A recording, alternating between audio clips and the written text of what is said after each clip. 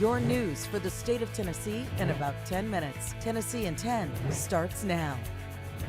Good morning and thanks for joining us for Tennessee in 10. I'm Amanda Hara. Trial is now underway for the young mother accused of killing her toddler in East Tennessee. Police say Megan Boswell murdered her 15-month-old daughter, Evelyn, and then put her daughter's body in a trash can and then hid it in a child's playhouse. Police say she then repeatedly lied about where the little girl was. Investigators say Boswell sent them on a wild goose chase across multiple states that cost precious time in their investigation. The first day of trial brought forth disturbing details about the crime. 31 days.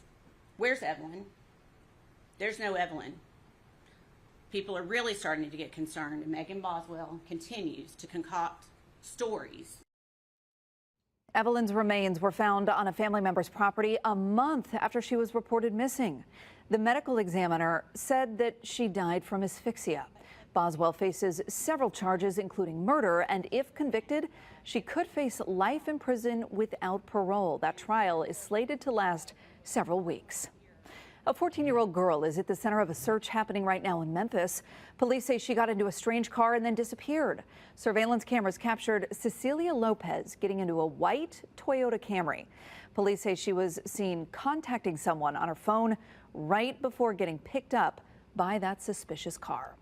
An East Tennessee pastor is accused of raping a child. A Sevier County grand jury has indicted Dwight Suttles, a pastor at Liberty Baptist Church in Pigeon Forge. Police say their investigation started with a tip back in September. He's also charged with 5 counts of aggravated sexual battery. An East Tennessee bridge will soon be replaced in Unicoi County. The Chestoa Pike Bridge was destroyed in flooding from Hurricane Helene, but the state and FEMA have just approved nearly $10 million to replace it.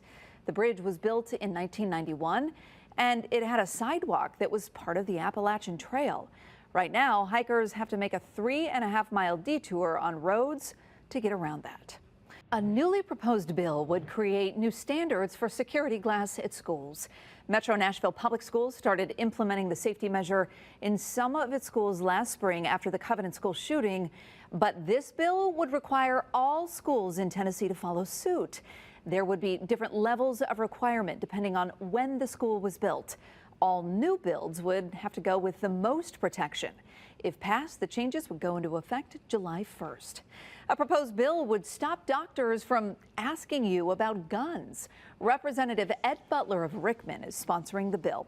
If passed, doctors would not be able to ask any patients if they own a gun or have access to one.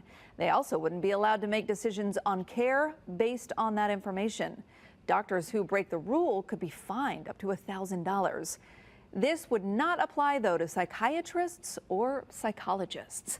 Well, several efforts to legalize marijuana being considered in the General Assembly right now. Representative Afton Bain filed the Pot for Potholes Act earlier this week. If passed, 75% of the money that the state makes off of marijuana would be put towards Tennessee's highway fund. Democratic Senator Jeff Yarbrough introduced a bill that would legalize recreational and medical cannabis in the volunteer state and would also allow marijuana to be grown in Tennessee. Another Republican lawmaker from Winchester proposing a bill that would only allow cannabis to be used for patients with qualifying medical conditions. Well, school breakfast, school lunch could become free for all students in Tennessee if lawmakers pass a newly filed bill. It was filed on Tuesday by Republican Senator Bobby Hirschbarger.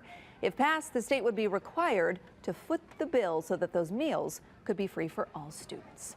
Well, First Alert meteorologist Stefano DiPietro is here watching unsettled weather across parts of the state today. Stefano. Another First Alert weather day, Amanda, coming today, this afternoon and heading into the evening hours. It's still a low-end threat overall, but strong thunderstorms will be possible across the state with heavy rain and high wind gusts still being the main concern. This is a low-end level 1 out of 5 on that scale, but it does include most of the state with the exception really of far west Tennessee around the Memphis area. So everyone does need to stay weather ready today at the very least. Just make make sure you have the umbrella handy. As I mentioned, heavier rainfall, high wind gusts will be the main concern. Low end threat, but not zero, of some hail and maybe even an isolated tornado we'll need to keep an eye out for. But certainly going to be a wet one as we head through the afternoon. And you can get a good look at some of those thunderstorms that are firing up as well on Futurecast as we head through the rest of our day today and even into the early stages of tonight. Not everybody is going to get a thunderstorm, but any thunderstorm that does develop is going to have the capability of having some muscle behind it.